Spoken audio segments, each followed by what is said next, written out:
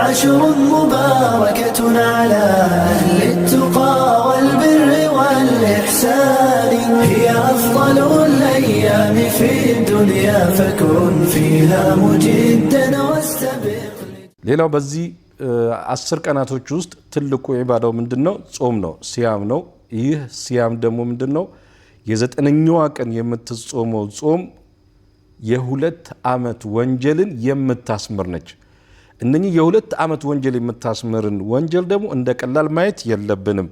ስለዚህ ምንድነው ነብያችን ሰለላሁ ዐለይሂ ወሰለም በሐዲሳቸው ላይ ምን አሉ?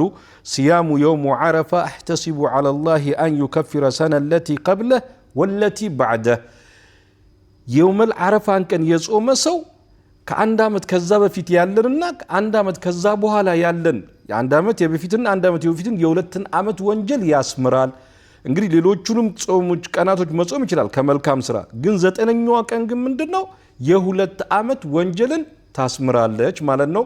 በዚህ ነገር ላይ መበርታት መቻል አለብን ማለት ነው።